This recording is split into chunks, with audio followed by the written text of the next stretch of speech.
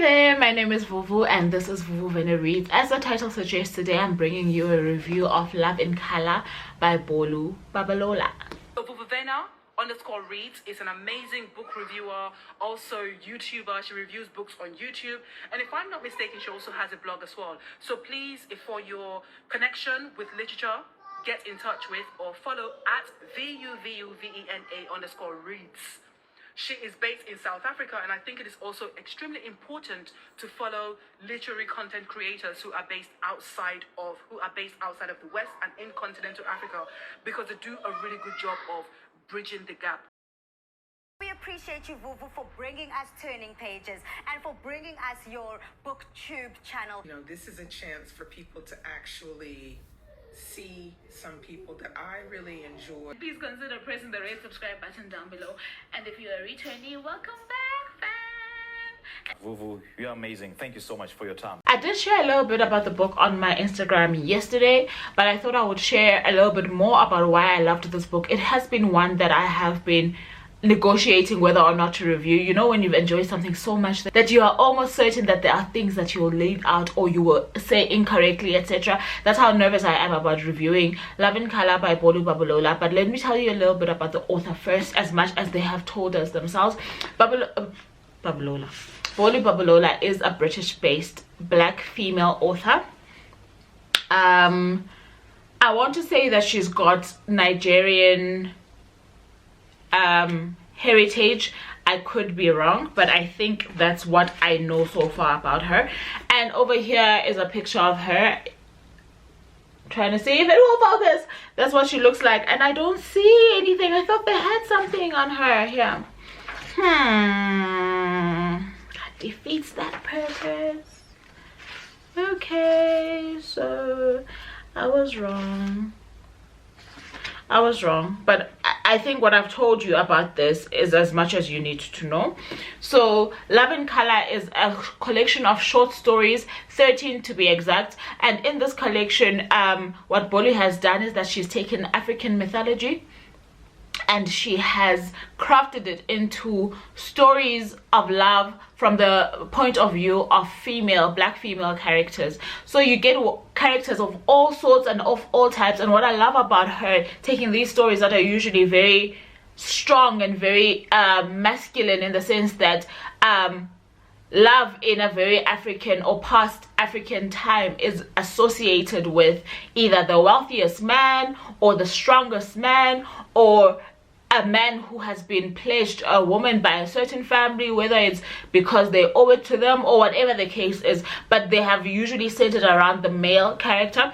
So what Bolu has done is that she has given us, the black female, a part in the story. She has just shifted the lens, and in her putting the female in these very strong and sometimes very masculine stories, she has not turned her female protagonist into, or given her female protagonist male attributes, if you get what I'm trying to say. So I absolutely adored the fact that she kept her women as women would be in any given situation, and she has not succumbed to the pressure of telling a love story that makes women feel like they are damsels, or they are in need, or they don't have any agency, or that they need, like damsels I guess, that they need rescuing or anything of that nature. She has given black women what black women are, and I don't think that that is something that can be matched in any other way or form than she has done on here. So obviously the stories will venture from different types of themes.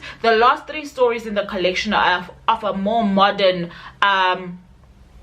I don't want to say obviously modern myth, because I don't really think that they're myths, but they are very urbanized in comparison to the first 10. So the first 10 stories do steal from African mythology, but the last 3 are almost reflective of what society is today and how that love scene or relationship scene or dating scene plays itself out. She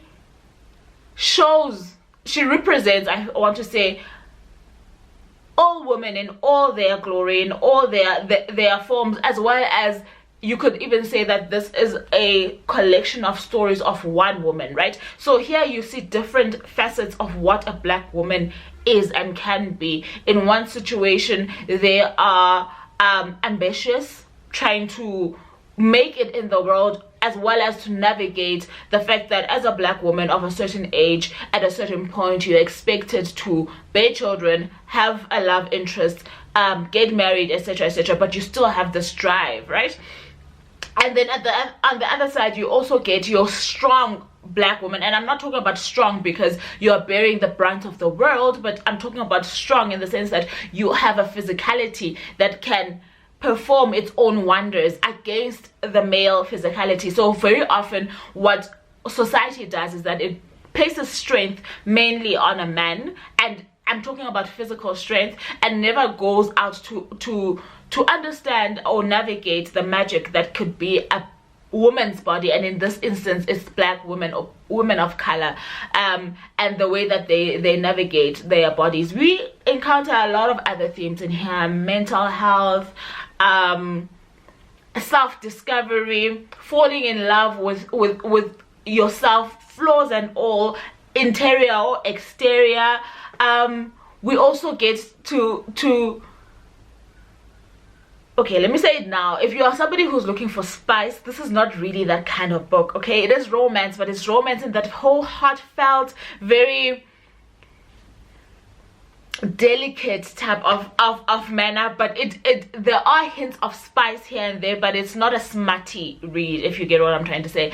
There is a story on here that seems to be very I almost want to say autobiographical, but it's not necessarily about her, but it is about her life, that I feel like she did so well, that it is something that is so endearing, so beautiful. And I think that this story that I'm talking about in this collection is the premise for why she came about and thought up this lovely medley of black love stories. And we don't see enough of black love out there, so I don't want to drag this review for too long. I just wanted to hop on here and tell you guys that this is a short story collection that is well worth your time. It is easy to read, the writing is crisp, it's straight to the point. You get to dip in and out of mythical worlds, as well as the modern day era, as well as you get to dip in and out of certain emotions that uncover you and your own struggles,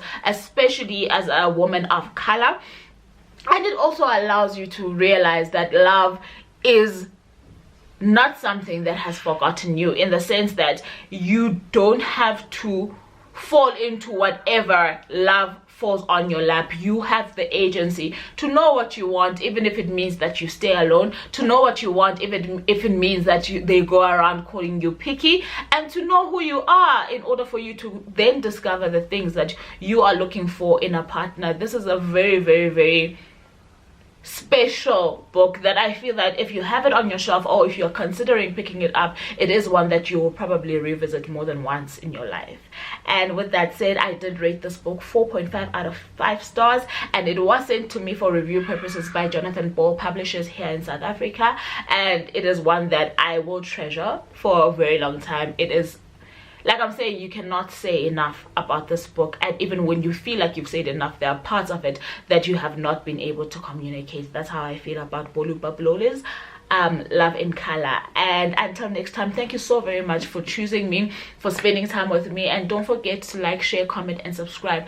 And liking really does more than you know for this channel, so please do press the thumbs up if this is something that you enjoyed. And if you've watched previous videos of mine and you forgot to thumbs up, please do go back, give me a thumbs up, and let's help this family grow. And until next time, I love you very much.